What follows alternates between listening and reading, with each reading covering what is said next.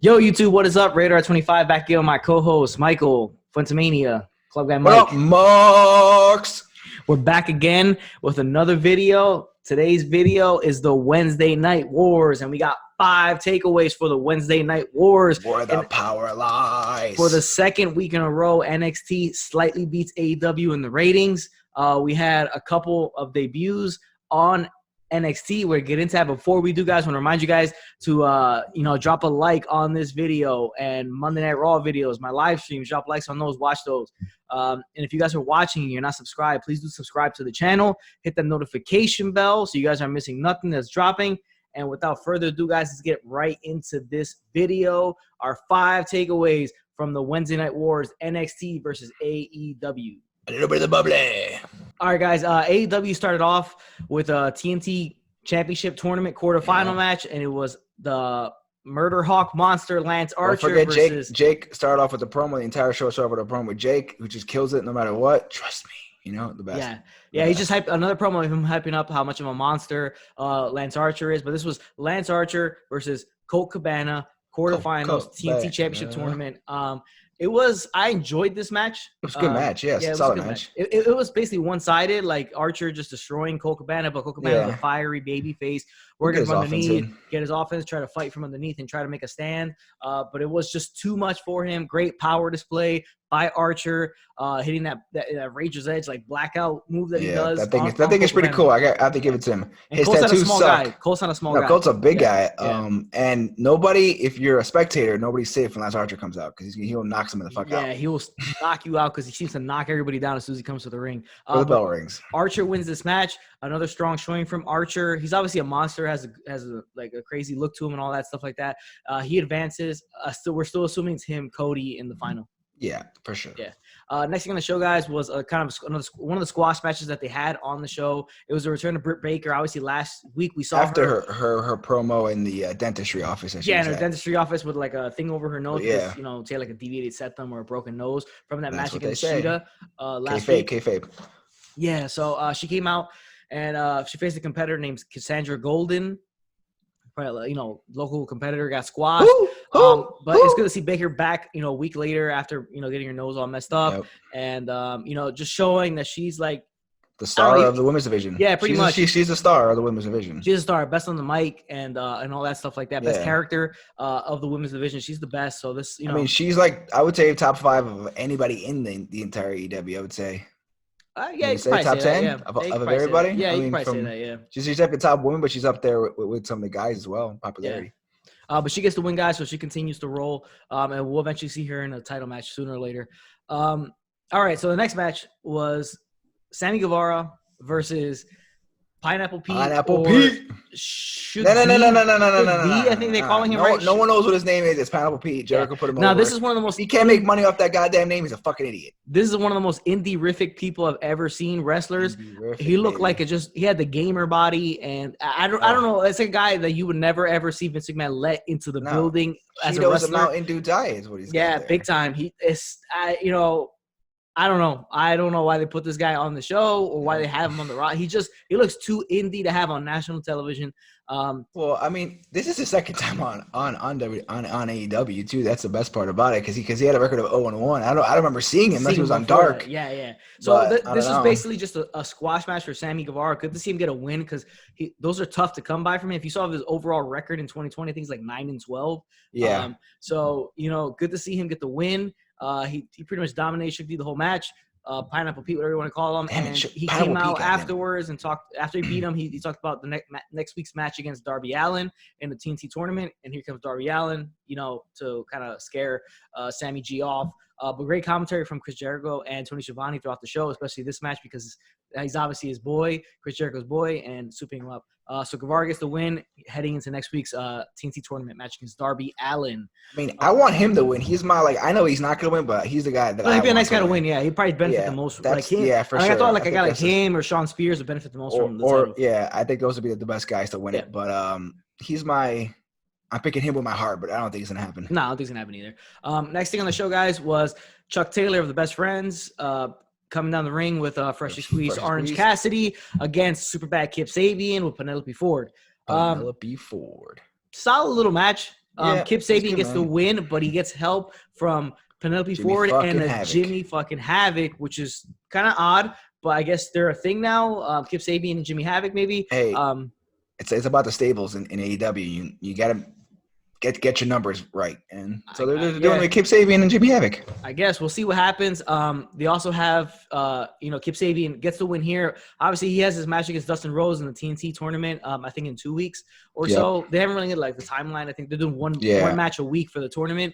So maybe I think that's 2 weeks away. Yeah, next week will be Sammy Guevara and then Kip Sabian and Dustin Rhodes. Sabian. Yeah, that's right. Yep. That'll be 2 weeks from now. So they're just having these guys show up and get wins because they want them to stay like as contenders to actually win the tournament. If they come in losing, they look worse. Next thing on the show, another squash match. Justin Law, another random guy versus the chairman of AEW, Sean Spears, who doesn't really seem to win that much, but he did win this match. He didn't have to take off his shirt. Without taking his shirt off. It was light work. It was light work. It was good. We were upset that he lost to Cody last week. We were just not sure where he's going to go. We feel bad because he's so talented. He's so talented, Yeah, so this is more of just like a filler match just because they have 2 hours of TV to kill and they don't have much of their guys there. So it was a jobber match. He looked strong. I mean, there was a tease of like a possible upset in the beginning really quick, but then that was stopped that shit and that was it. Yeah. So Spears gets the win, a much needed win. He needs to continue to rack up these wins. Next thing on the show, guys, takeaway number 1 of the night, and it is the Bubbly Bunch video. Now, this is obviously a play on the Brady Bunch, the whole Inner Circle. So each Inner Circle guy is calling each other on like a FaceTime type of thing, like a big FaceTime call. Which is really relevant with the times because all we do is Zoom now. Yeah, he had Santana in his apartment. Obviously, his apartment looked like it was in Uptown Manhattan, just by the look of it. They're staying there. He's talking to Ortiz about the Young Bucks. And Ortiz is in his room talking, they're back and forth talking about the Young Bucks. Then I believe they cut to Sammy Guevara, and he's working out in his room. Like crazy weights. Throwing some weights around. He tossed the weight, the dumbbell that he had. He had that Bowflex interchangeable dumbbell. And he threw it, and then he starts punching the punching bag next to him really like oddly and weakly. Uno, dos, tres. I'm not real Spanish. Then from there, it went to Jake Hager, who was poolside with his kids. Talking about Moxley. He told his kids, earmuffs kids, and then he says he's going to beat the shit out of Moxley tonight. And then it cuts to Chris Jericho in his large, expansive kitchen that he his palatial estate. You expect another way. And he's making a mimosa. And the funniest part of this he's making brunch, and he's got his fucking his stupid jacket on at home, making eggs. Making eggs. Yeah, he's making eggs in a stupid jacket with the. I think he had the kerchief on too. The scarf. The scarf. Handkerchief, scarf, yeah. The funniest thing about this entire thing was he goes to pour his orange juice, and they do a close-up of him pouring the orange juice, and he drops a shit ton of it on the counter on the stove. Like all over his electric stove. It's fucking expensive looking ass stove. But now now he has the electric stove. I was watching this with my wife, and she asked how many burners does that stove have. I was like, it looks like it has a lot because it's like really long. Yeah, it's probably got like a 6 or 7 burner on that thing. Super expensive. Guys making restaurants. It sounds like a restaurant. Yeah, but that was the funniest part. He pours the orange juice, do a close-up, and he spills a bunch of it all over. I think he said it was a play on Ozzy Osbourne. Well, yeah, it's a spoof from Ozzy Osbourne. I forgot the name of the song or what song it was, but there's a video where he's like super drunk and hungover as Ozzy would be. He's like can't find the fucking cup. It was a play off that. And Jericho loves going old school rock and roll. He loves rock, and he finds his old videos and old things and always kind of throws it into his wrestling. Yeah, it was also they showed the hounds, all those dogs that I think he owns. This can't all be his dogs. He has like 12 dogs. Hey, he's there talking about Cody Exotic and all that stuff like that. So super fun segment. Always fun in the Inner Circle. They always do a lot of fun things and keep the mood light. They don't take each other too seriously, which is good. And Chris Jericho is he's a fucking master. Yeah, even like that super corny his agent call. It was like, I still don't have any toilet paper. Still don't have any toilet paper. Yeah, it was corny, but it made me chuckle. It was good. No, he always does such a good job at everything he does because he's buying into everything he does. Everything he does, he's buying into it. And he plays it as real as he possibly can. But this was an awesome segment. And he's becoming the GOAT. Let's be honest. He's becoming the GOAT. He's the most entertaining guy I think I've seen ever maybe. Like his range is so. I mean, he's been entertaining us since we were like 9, 10 years old as in WCW. Yeah, he's always been entertaining. He continues to evolve and become more entertaining in different ways and stuff like that. So great segment, guys. That's takeaway number 1. Next thing on the show, and it's takeaway number 2. We got back-to-back takeaways. So 2 takeaways from AEW. It's the main event. Jon Moxley Jake Hager, no holds barred, empty arena, AEW Championship on the line. Now, throughout the entire night, they're doing a lot of cuts. Guys, different people. Famous people. They have Mike Goldberg, Funches, Bellator announcer. Ron Funches. They had Taz. They had Ariel Helwani from ESPN, who's a big MMA guy. And they had Big John McCarthy, the referee. They used to be UFC referee, but I suppose UFC referee. Yep. Yeah. They had a lot of those guys chiming in on the match. Obviously, the UFC guys took Jake Hager. The wrestling guys took Moxley. Right. Okay, so you're hyping up the submission. They had Taz like literally go over Jake Hager's submission, his choke, going over it, the different ways he holds it, his hand position, and everything like that, right? So they're really playing up that in his MMA background. He's legit. He started in pro wrestling. We started amateur wrestling. Then he became pro wrestling, WWE. Now he's in Bellator. He's a legit MMA guy, right? Legit. Yep. So no holds barred. We're expecting something different. Empty arena. Jim Ross on the call. I did not like this match whatsoever. And not to say it was a bad match, actually a bad match, but it was just with everything surrounding it. I didn't think it lived up to any of it. And it was weird. The promos and the lead up told a story, and the match just didn't, go with that story, deliver what you were leading to, where it felt like you're facing this monster from MMA who could submit you, and it really wasn't. And Moxley had more of the submissions outside. Now, I found the beginning of this match was all mat-based wrestling, reversals, and amateur wrestling, and kind of like submission holds, which I think Moxley doing that against a guy like Hager, who's a legit UFC amateur wrestler and all that stuff like that, all that experience. I don't think it's the right way to go about it, because I think it hurts Jake Hager, because you got a guy who's known as a professional wrestler.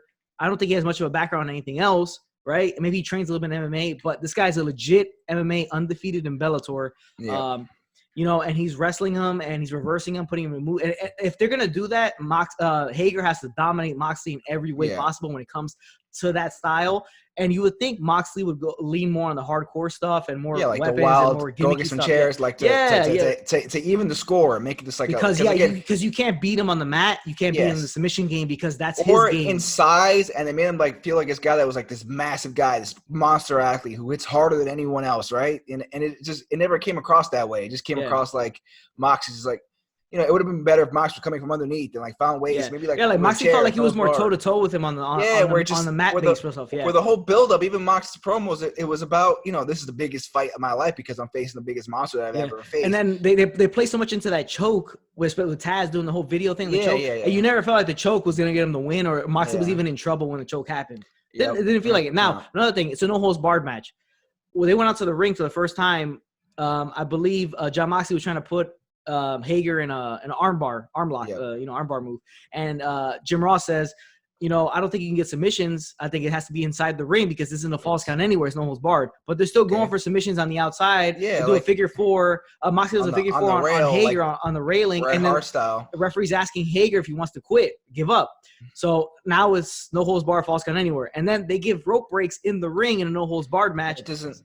And they didn't really play, and then there was no use of weapons. There was a little bit of use of a chair. The chair would lead to the finish of the match, which the finish of the match lacked a lot because it was just out of nowhere. And it's Hager's this monster, and that's the way you beat him. It was a miss all around. And it also felt like we've seen WWE had 3 of those things last week, whereas empty arena matches, and it's just we've seen it a lot in the last couple of weeks. It's just this one. And then it's an empty arena. You really have to go quick, because this was a long match. It was long, right? It had it's about 30 minutes. Yeah, it had a few commercial breaks in between. So I felt like this match being empty arena, no holds barred, need to be a lot of stuff thrown in, and shorter in time, but with more weapons, more bigger spots, because it's supposed to feel big. It didn't feel like a big match. Didn't feel the build up, yes, but the match itself didn't feel like a big match. It felt flat. The rules felt weird because they didn't really play into them, I guess, or they had, like I said, rope break. They were, JR says there shouldn't be submissions or pinfalls on the outside, but they were still trying to get submissions on the outside. It was weird.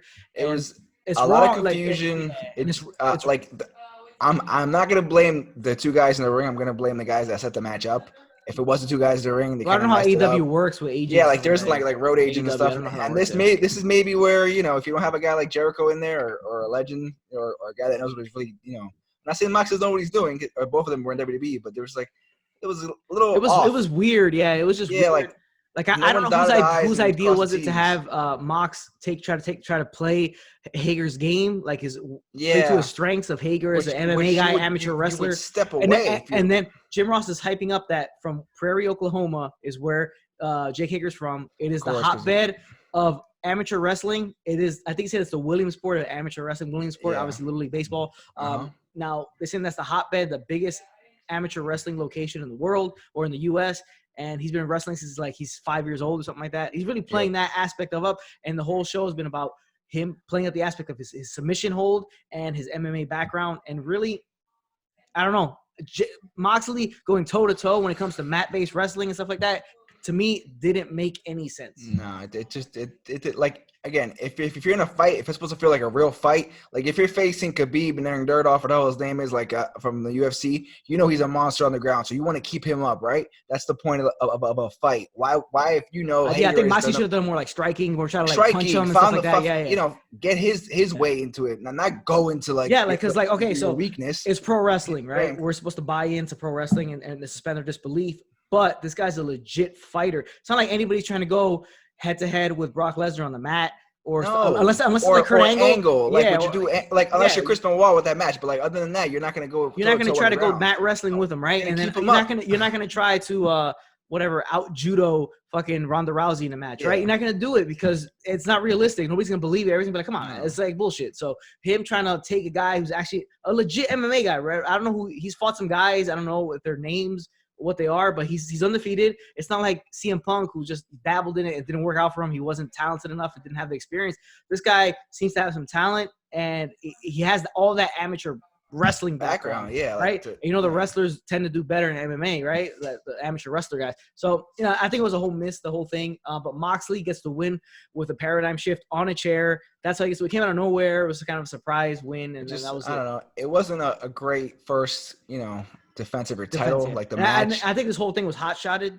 Like, it felt rushed because there should have been more build up to it. Yeah, and honestly, we're not going to judge it because we're judging it in the bubble of we're in the quarantine and there isn't crowd and it's not the same story. All the roster isn't there, so this is where we're kind of critiquing it this way.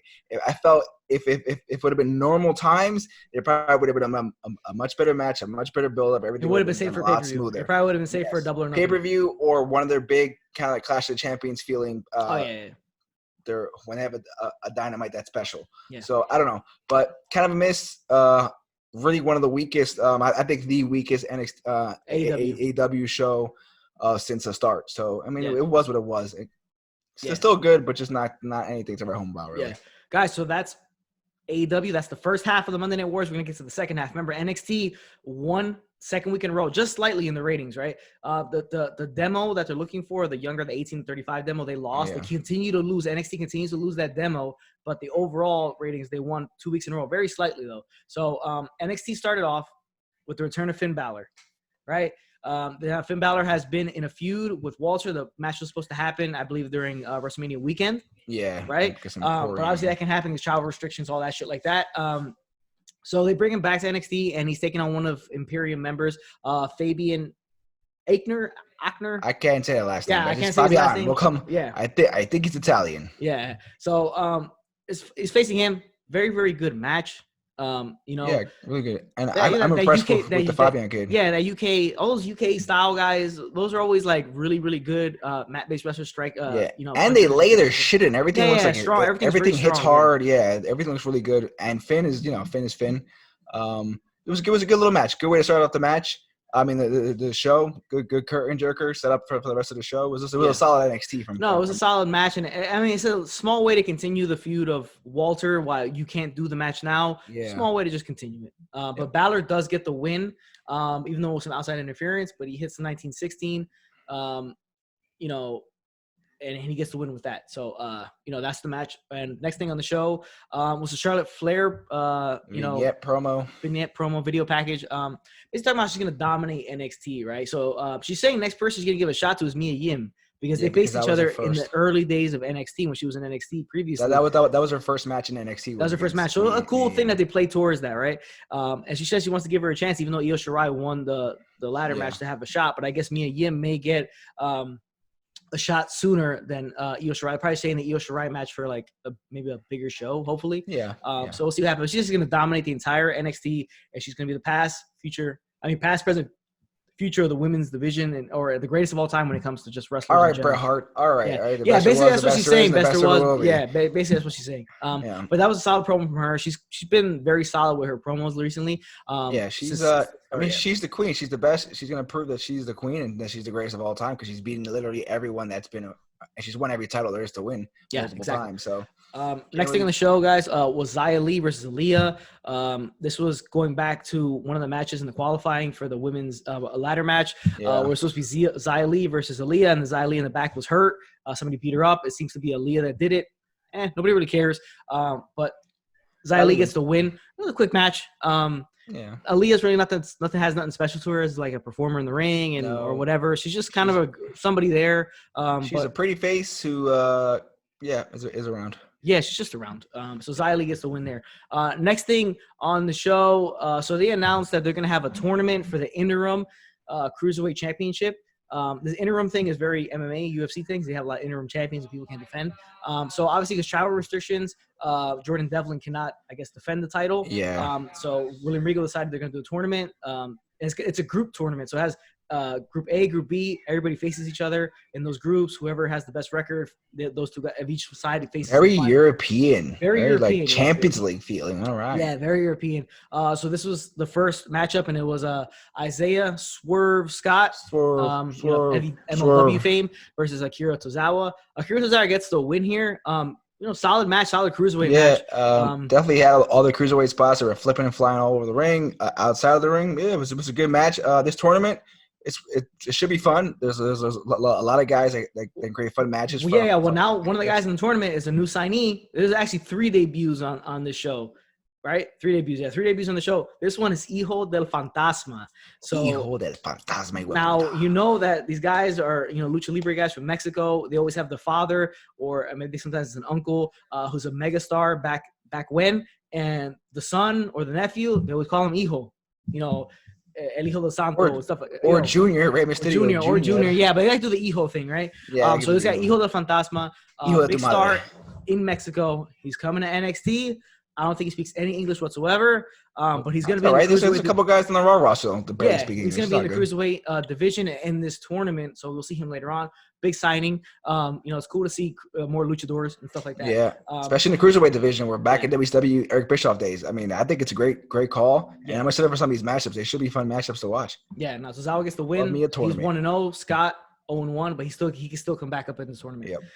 I do like the interim thing. I think it'd be a fun little thing to hype up a little bit the Cruiserweight division and title. Yeah, I mean, with the smaller titles, it's big. You can't put that with the WWE champs. The IC belt. No. Yeah.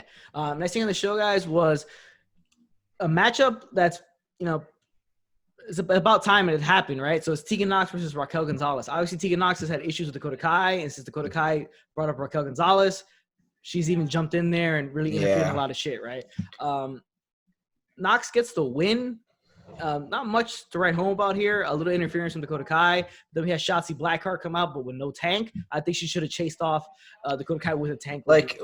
You had us with the tank, man. You had me at the tank, and now you don't want to bring the tank out. This is the 3rd time I've seen you, and there isn't a tank anymore. Yeah. It's bad. So she helps Nox get the win over Raquel Gonzalez. Surprising to see Raquel Gonzalez get a loss like this. Monster that she is. But there was interference. Okay, keeps her strong. It was it was like the. But it's definitely leading up to like a tag team match: Dakota Kai, Raquel Gonzalez versus Tegan Nox and Shotzi Blackheart. So look up for that. Let's see how this feud goes after this.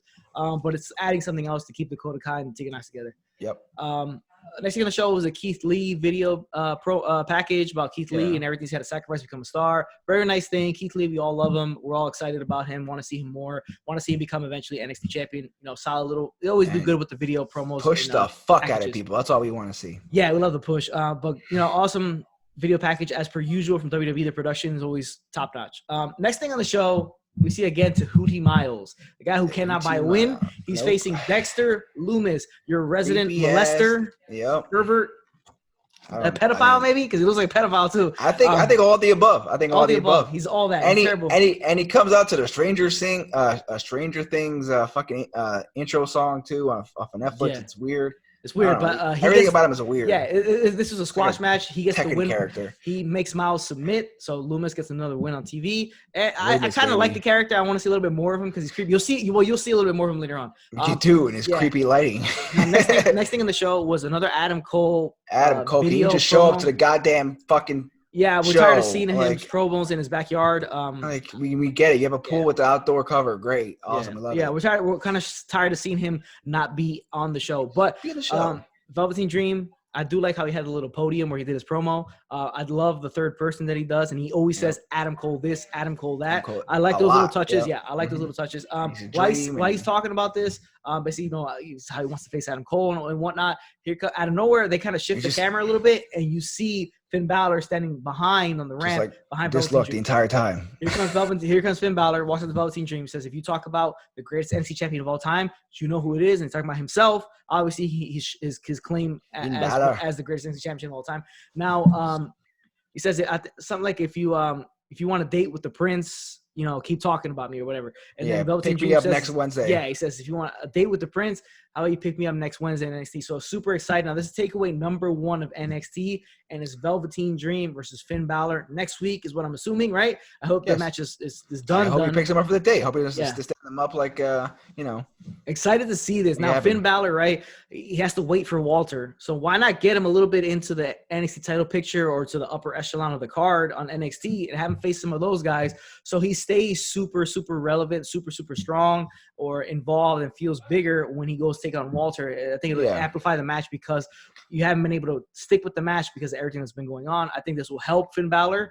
And if for some reason Adam Cole isn't comfortable coming to the shows because of coronavirus, you can have Dream and Finn Balor do a little bit of a program to buy some time until everything. Actually, I think I love Adam Cole, but I'm more excited about Finn Balor and Dream than I'm Cole and Dream. If you ask me, I just think those styles are going to match up really good. Both those guys lay their shit in there. They're both athletic. And Finn's the man. Like we haven't seen a lot of Finn. I think I kind of expected more from Finn coming into NXT. They kind of pushed him out to the UK thing, and I'm not really too much wrestling to watch for me to just go watch the NXT. I mean, the UK thing was just for Walter, basically. That's it, yeah. Yeah, but I feel like it just kind of like shoved him away, and they just kind of moved him away from everything. I was hoping he'd be more relevant on the NXT show, so it's good to see him back with the Dream. Should be a good matchup. I think it's awesome. I think that's a nice little Wednesday night war matchup right there. Yeah, it's gonna be a really fun. I'm super enjoyed. So that's takeaway number 1, guys. Next thing on the show, it is takeaway number 2 because it's another debut, and it's NXT champion Matt Riddle. Well, it's an NXT championship tag team match, right? So it's Undisputed Era. It's Bobby Fish and Roderick Strong, not Kyle O'Reilly, versus and no sighting of Kyle O'Reilly. Yeah, no sighting. So against Matt Riddle, and it's obviously Pete Dunne can't travel, so it's a surprise that Pete Dunne actually announces on the screen. And Pete Dunne, can someone get a 2K20 jacket on? I mean, it's 2K19. Okay. Yeah, no, I don't update your shit, maybe. So, and it's a debut of Timothy Thatcher. Don't know too much about this guy, but the announcers were extremely souped and hyping this. Son of a bitch! Yeah, so Top Rope says, yeah, he's the toughest son of a bitch you ever. Now, he has the very English look to him. His gear, in tremendous shape. Simple. But simple gear, very no knee pads, no elbow pads, no wrist pads. But I love that English style of wrestling. Now, I love the fact that he's always trying to grab you. He's always moving his hands to try to grab a wrist and grab you and keep you in. So he's in a fight, that's what you would do. You wouldn't just run away. Very aggressive and a sense of urgency behind them when he tries to grab you. And he's very, very stiff, strong with everything he does. So it's a cool guy to have there. I'm not sure if they're going to know exactly what to do with him or if he's just going to go to NXT UK. I'm not sure. I think he'll go on NXT UK. He fits more of that style of it, that tough style, that hard style. He's not really. I just like that he was like pissed off looking the entire time and was like not about fun. He just wanted to kick ass. And it's basically like pandering. It's like having Pete Dunne basically. Because Pete Dunne's kind of similar to that. It's very much like Pete Dunne, and that's why Pete Dunne was like, this is like the stallion. He's a stallion, just like Matt Riddle. So it was cool. But we all that we did have a Dexter Lumis sighting here, and then they were on the outside, and all of a sudden you look to the corner of the arena and there's a small light shining on him, and he's just standing there and just I don't know they're doing what though. No, he was just super pervy and super molester just looking. like grabbing himself and, I don't know what that was about, but he was there, and Undisputed Era looked at him like, what the fuck's this guy doing? With that guy? But it was it's weird debut for Thatcher. because he kind of just like jumps in there, and he's the NXT Tag Team Champion as of right now. It is what it is. It is what it is. This is not normal times. It's just weird things go on every wrestling night. Just the way it was gonna work. But I like his style. I like the fact, like I said, I like the fact that he was trying to grab you and get you in a hole and stuff like that. But guys, let's take away number 2 is the debut of Timothy Thatcher. Let's see where he goes from here. Let's see if he continues with Matt Riddle as right now as like a placeholder for the tag team titles. Let's see what happens with that. But it was good to see a new guy there. Now, this show ended late, so had a small little promo. Now, like let's a take 1 minute. Yeah, it's gonna be takeaway number 3 of the night, and it's Tommaso Ciampa cutting like a phone promo in the back, like he's holding his phone and cutting a promo towards it. Talking about Johnny Gargano and obviously the loss that he took, and then all of a sudden somebody grabs him by the waist, picks him up, and yokes him and drops his ass. Then you see we hear a scuffle. Yeah, you hear a scuffle. You see him land face first. You see a woman's boot next to his head, right? And then you see the face of Killer Kross. Now, I'm getting word that his name is Karrion Kross, which I hate with a passion. Why can't they use Killer? Like, I don't understand it. Like they go from menacing name Killer to, hey, Karrion. What's up, Karrion? Like, what the fucking name is that? Come on. But he's supposed to scare me? A guy called Karrion? I'm not sure if that's his real name in real life. I don't know. I don't think it is. But it doesn't go with his look or style. Now we have Karrion, a.k.a. Killer Kross, against Ciampa coming up, which I really, really like because both guys look like two psychopaths. They have a crazy look to each other, especially the eyes. You got to watch the eyes. Let's face it, they're both kind of psychopaths, if we're being honest. They're both kind of psychopaths. I mean, if you just look at their eyes in general, they just look, they have that crazy guy look to them. But like, again, I hate Karrion Kross name. I hate it. I hate it. If anything, just call him Kross. Because Kross is it's just one the name. way he spells it is Kross.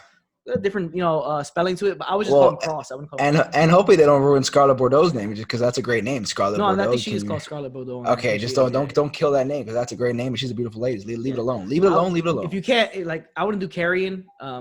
If you can't do Killer, I mean, just do Killer. Like, why can't you do Killer? It's an indie name. And don't do Killer Karrion Kross because the initials won't work out too well. Yeah. So especially these times. Yeah. So I would just call him Kross at this point. But super excited to see Killer Kross here.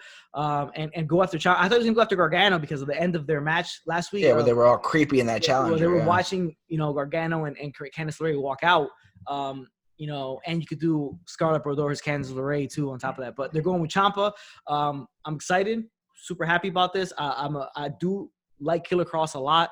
I think he's a star. I really think he's a star. If they book him correctly as a monster and an animal, whatever you want to book him as. And so far so good because he's coming off like a creep. Yeah. Now the carrying part, like I don't know if that's gonna hurt him in the end. But I mean, it's all right. I think it could survive as long as like the storyline's good. He keeps up the. I like this like dark murder in the shadow feel that he's got going. That's definitely cool. That's definitely different. Really can't remember anybody else doing something like that. So we'll see. I'm not worried about the name too much. It does suck the name, but in a month, 2 months, we'll call him Karrion like it's normal and just forget about Killer. Yeah. If he does it right. If he does it right. Well, we'll see how it goes, guys. Let's take away number 3, the debut of Killer, a.k.a. Karrion Kross, or whatever the hell you guys want to call him. Yeah, whatever. Let's call him Kross now, I guess. But guys, that is the video for today. Before we end it, want to get to the shit that sucked.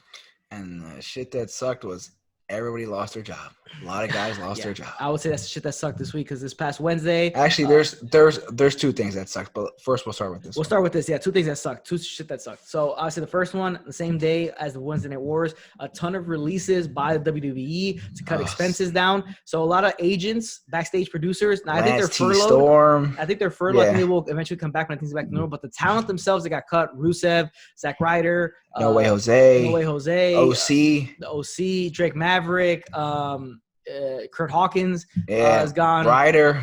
Yeah, Rusev, Ryder. A lot of guys gone. Leo Rush is gone too. Yeah, they got rid of a lot Leo. of guys. Now I don't know. I don't know if it's kind of like a layoff thing and they'll come back. But they all seem like they're done and they're gonna look for new stuff. Obviously, they're not gonna get hired by anybody now because nobody's making any money, right? No. So it's gonna be after when things go back to normal and they can start selling tickets again. Where are they going to go? There's Japan, AEW. A lot of guys probably go. I mean, there's a lot of guys that AEW probably won't waste their time on. Like we have a lot of guys. You're going to come here. We're not going to have anything for you. Yeah, because I mean, again, they only have 2 hours of TV, and they got Dark's like an hour YouTube and they have show. A so it's not really every 2-3 months. Yeah, it's like it's quarterly, so they're not big enough to go do a WCW where you're going to take all your talent now. No, like they might take all the guys I could see going, or maybe the OC. Maybe a Ryder Rusev. just because. No, I think maybe a Rusev. Maybe a Rusev. Well, I just think Ryder because he's friends with Cody and maybe just hook him up. But I think, hey, ROH, knock knock, if you're still around. Yeah, I will try to snatch up some of these guys when things get back to normal. I'll try to snatch up some of these guys. New Japan will probably pick up.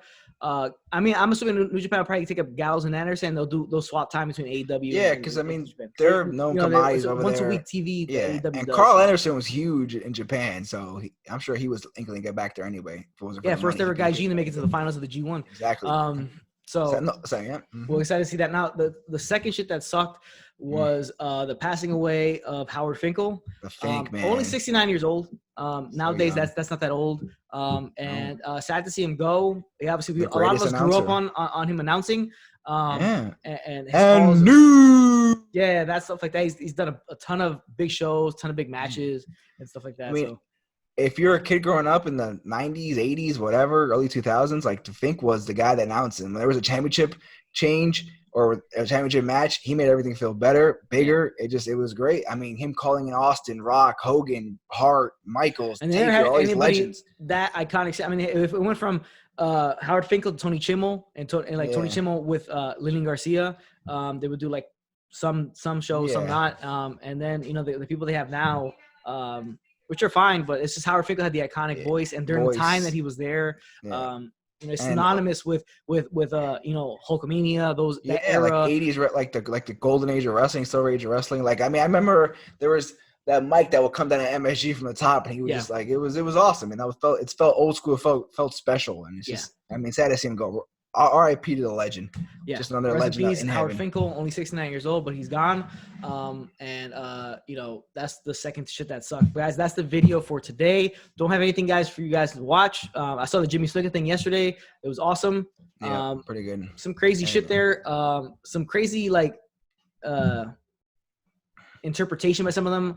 I kind of think like a lot of them felt like Vince paid the cops off to not pursue this anymore. I think that's what they were implying. There's a lot of implication. It felt that way, from and else. And Tonga Kid had a really bit of evidence that nobody knew about till they watched the show, which is kind of odd. Till they filmed it. The cops probably should have asked him a question. Yeah, but to me, I don't buy that whole. They would try to see Vince to be like the major asshole. So that was going to shit on Vince and say it's Vice. They want to be controversial. It's Vice. Yeah, he didn't pay off cops, man. Nah. I'm not going to buy the fact that Vince paid off cops and not investigate more of this murder and just kind of drop it. Yeah, but yeah, there's really nothing for us to. We recommend that last couple episodes of the videos. So if you haven't watched it, just watch it. But there's really nothing else for us to recommend to watch right now. But thank you guys for watching the video. The Wednesday Night Wars are 5 takeaways. Appreciate it. Follow me on Instagram, Twitter. Links in the description below. Also pop on the bottom of that screen. Get them likes up. That's all, guys. Get them likes up. Appreciate you guys watching. Remember, if it doesn't work for you, do not do that job. Later, Marks.